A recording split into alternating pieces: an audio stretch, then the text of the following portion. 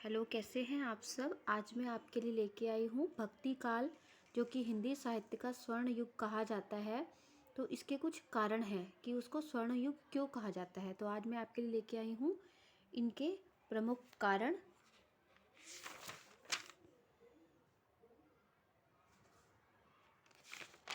तो शुरुआत करते हैं। भक्ति काल को हिंदी साहित्य का स्वर्ण युग क्यों कहा जाता है।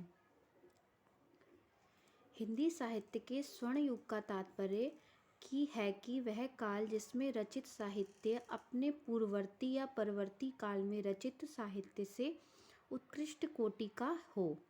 इस दृष्टि से विचार करने पर भक्तिकालीन काव्य को ही सर्वोत्तम माना जा सकता है। अतः अधिकांश विद्वान भक्ति काल को हिंदी साहित्य का स्वर्ण युग मानते हैं।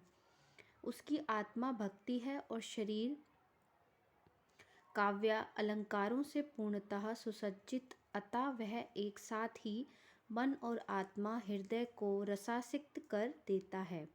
डॉक्टर श्याम सुंदर दास ने भक्ति काल को हिंदी का स्वर्ण युग स्वीकार करते हुए कहा है कि जिस युग में कबीर, जायसी, तुलसी, सूर जैसे रस सिद्ध कवियों और महात्माओं की दिव्यवाणी उनके अंतःकरण से निकलकर देश के कोने कोने में फैली थी, उसे साहित्य के इतिहास में सामान्यतः भक्ति युग कहते हैं।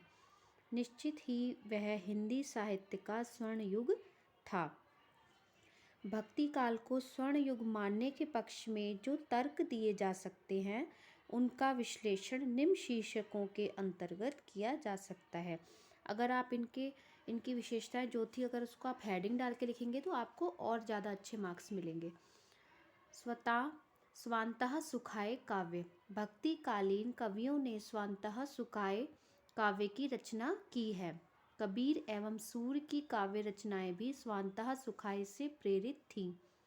काव्य रचना के लिए इन्हें ना तो किसी दरबार का आश्रय लेना पड़ा, उचित नहीं लगा, और ना ही आश्रयदाताओं की झूठी प्रशंसा करने में उन्होंने रुचि दिखाई।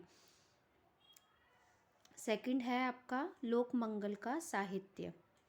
भक्तिकालीन कवियों की रचनाएं लोक मंगल का विधान करने वाली हैं।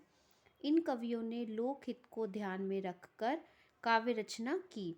कबीरदास जी ने समाज की कुरीतियों, पाखंड व अंधविश्वास को दूर करने के लिए प्रयास किया। सूरदास जी के काव्य में लोकरंजन की प्रवृत्ति विद्यमान है।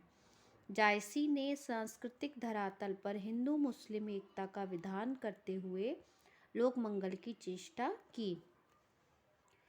तीसरा है आध्यात्मिकता एवं साहित्यिकता का समन्वय।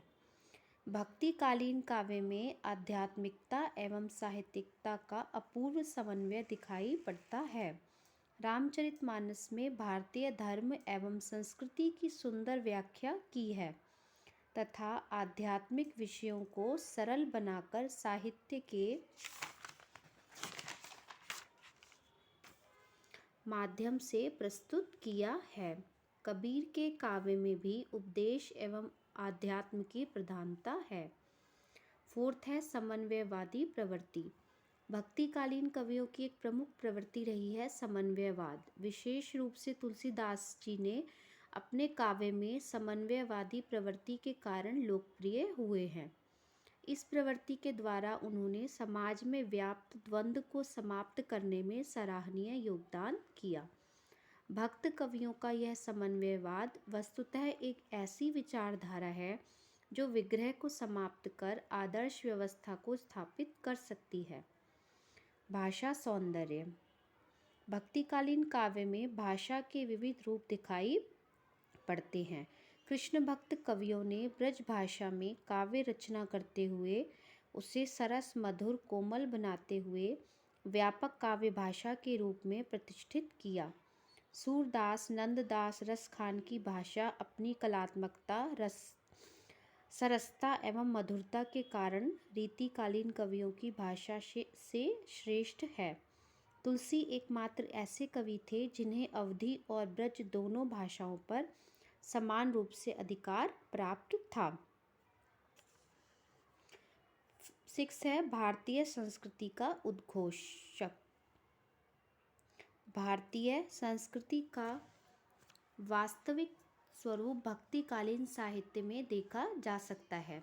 भक्ति काल के कवि भारतीय संस्कृति, सभ्यता, आचार विचार, रीति नीति, धर्म दर्शन के व्याख्याता हैं। भक्ति काल का साहित्य जनता का उन्नायक, प्रेरक एवं दिशाधार निर्देशक बना तथा भारतीय विचारधारा का पोषक होने के कारण जन सामान्य से समादूत हुआ। आशा करती हूँ कि आपको जो मैंने एक बहुत अच्छे से एक्सप्लेन करके, बहुत इसको व्याख्या करके, इसके पॉइंट्स में आपको समझाया है कि इसको हिंदी साहित्य का, भक्ति काल को हिंदी साहित्य का स्वर्णकाल क्यों कहा जाता है। मैं ये आशा करती हूँ कि ये अगर आप इस तरीके से अपने एग्ज़ाम्स में लिखेंगे तो आपको पूरे नंबर मिलने के चांस हैं। अगर आपको ये मेरी वीडियो पसंद आए तो आप इसको लाइक और सब्सक्राइब करना ना भूलें।